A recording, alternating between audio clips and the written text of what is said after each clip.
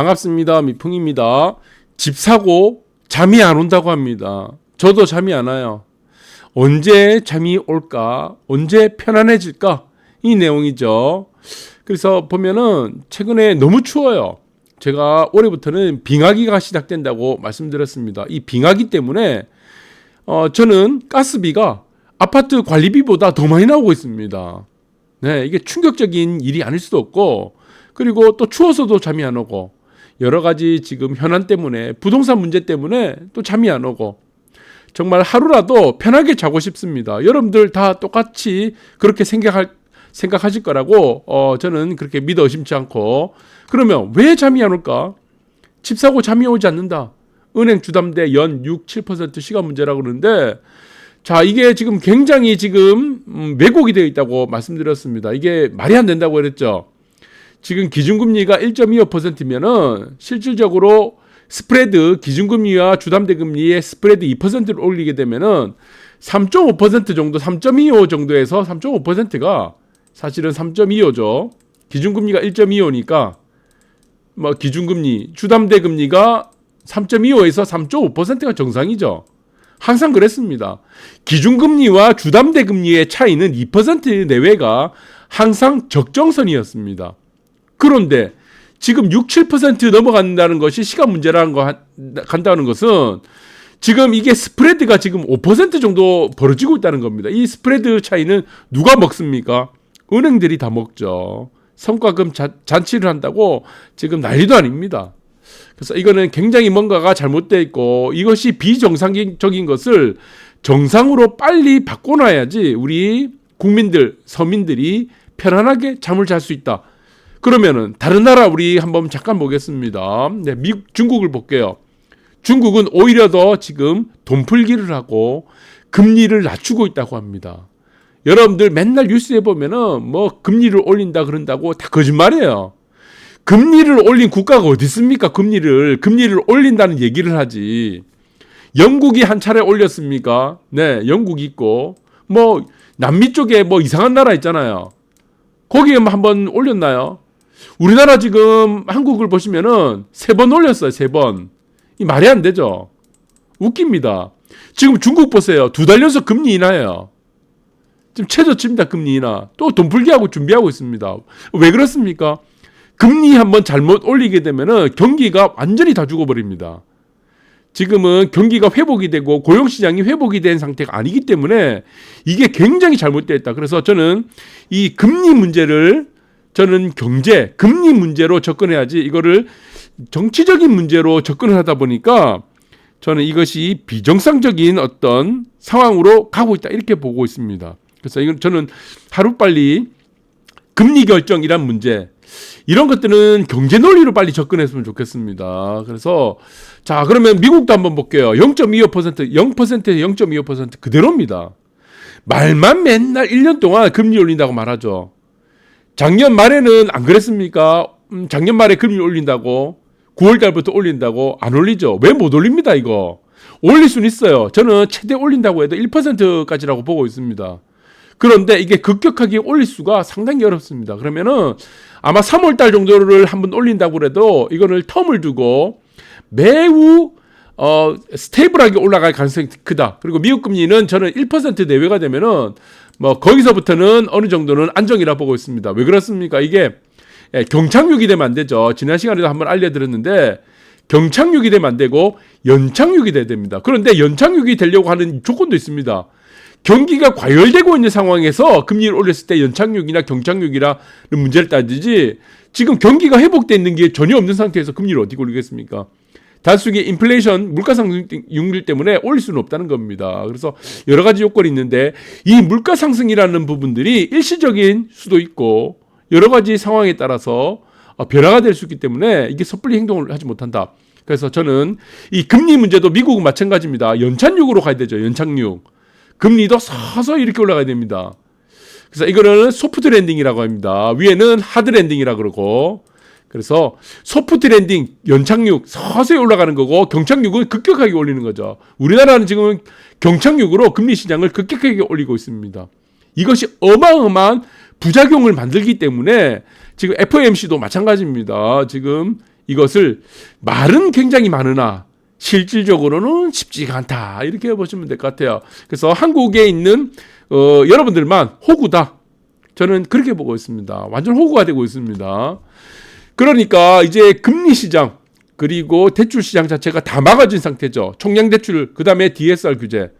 그러다 보니까 지금 불법 대출뿐만 아니고 보이스피싱이 지금 최근에 어마어마한 게 피해를 많이 보고 있다고 합니다. 선량한 국민들이 전부 지금 보이스피싱의 희생양이 되고 있어요. 미등록 대부업 광고도 주의되고 지금 불법 대출이 활개를 치고 있다고 합니다. 열심히 모아서 산 돈, 아파트 살려고 모아놓은 돈, 지금 외식을 한번 할 거를 줄여서 라면을 먹어서 지금 모아놓은 돈을 이런 불법 대출 그리고 무슨 다단계 보이스피싱에 다 날아가고 있습니다. 국민들이. 참 안타까운 일이 아닐 수 없습니다. 그리고 뭐 여러분들 아시겠지만 송도자이 더스타도 어떻습니까? 35%가 미계약을 해버렸습니다. 지금 9억이 넘어가니까 9억 1천만 원이 스타트죠. 그러다 보니까 대출 또 다 막아놓은 거예요. 안 되죠 이게. 나중에 잔금 대출까지 못 갑니다 이거. 자 그래서 이거 계약을 다 날리게 되고 이제는 대한민국에서는 정말 돈이 없는 사람들은 인간적으로 살 수가 없는 세상을 이제 만들어 놓은 겁니다. 네, 돈이 없으면 어떻게 됩니까? 급한 상황을 타결하기 위해서 은행에서라도 돈을 빌려야 되는데 그것까지 다 막아놨으니까.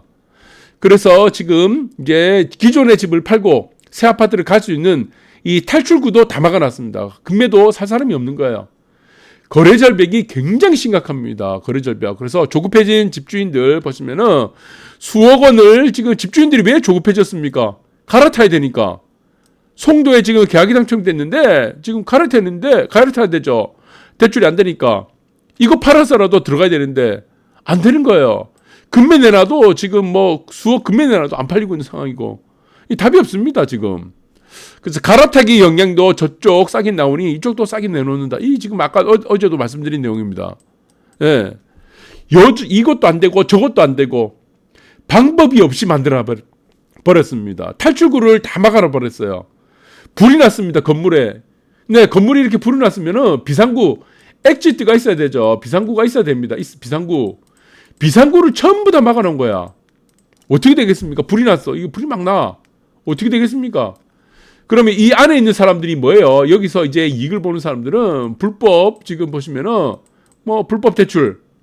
그 다음에 누가 이익을 봅니까? 네, 보이스피싱 이 사람들만 다 이익을 보고 나머지는 이 국민들은 다 지금 불에 타고 있는 겁니다. 지금 상황이 이렇습니다. 그래서 이것들은 저는 지금 거래가 90% 줄었다. 이게 굉장히 안 좋은 거죠. 저는 그래서 이렇게 봅니다. 사실 뭐 여러 가지 문제들이 있습니다. 여러 가지 문제들이 있고 시장이 항상 오를 수만 없습니다. 항상 불장이 될 수는 없어요. 오름과 내림을 계속 반복하고 많이 올랐다 싶으면 시세는 또 자연스럽게 조정을 받거나 내려가는 시장이 나올 수 있습니다. 그런데 그게 문제가 아닙니다. 시세가 중요한 게 아니에요. 정상적인 거래를 할 수 있는 시장을 만들어 달라는 겁니다. 그게 못하게 해놓은 거죠.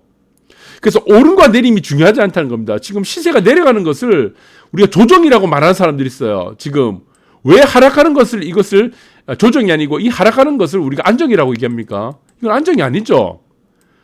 시장이 하락하는데 이게 무슨 안정입니까? 그래서 저는 오르든 내리든 이거 상관이 없습니다. 오르든 내리든 어차피 올랐다 내렸다 이렇게 하잖아요. 매번 반복합니다. 큰 문제가 아니에요. 시간이 다 해결해 주는 겁니다. 그러나 이것을 어떻게 정상적으로 만들어 달라다. 정상적으로 거래할 수 있게 만들어 달라. 그래야지 집을 팔아야 될 수 있는 우리가 상황에 놓인 사람들이 더 이상 큰 손해를 보지 않게 만들 수 있다는 겁니다. 갈아타는 사람들에게 분양이 혹은 당첨된 사람들에게 피해가 가지 않는다는 것이다. 저는 그래서 이 분수령이 언제냐? 3월 9일이라고 보고 있습니다. 3월 9일 대선. 그래서 지금 천하의 비풍선생도 다음 대선이 누가 될지는 몰라요. 왜? 이거는 로직이란 게 없습니다. 논리란 게 없어요. 대선판은. 궁중심리에 우리가 지지도죠. 궁중심리에 따라서 이렇게 되고 저렇게 될 수 있고, 그리고 사실은 우리가 선거판이라는 것은 인기에 영합하는 부분들이 굉장히 많이 또 작용하기 때문에, 그리고 사람은 여러분들이 수학적 확률적 통계가 나오지 않습니다.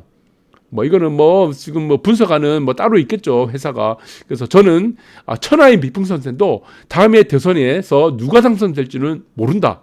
하지만 확실한 것은 알았습니다. 다음이 대선이 되는 3월 9일 이후에는 반드시 이러한 비정상적인 시장들은 누가 되든 간에 개선이 될 거라고 보고 있습니다. 정권 초부터 지금 모든 것을 틀어막아가지고 경기를 위축시킬 수는 없어요. 그래서 건설 경기도 부양을 좀 해야 되고, 그리고 숨막혀있던 사람들도, 그리고 돈이 필요한 사람들도 이걸 어느 정도 우리가 선진국 시장으로 가려면은 의식주만큼은 규제를 해서는 안 된다. 이 공감대가 3월 9일 이후로 누가 되든 저는 형성이 될 거라고 보고 있습니다. 감사합니다.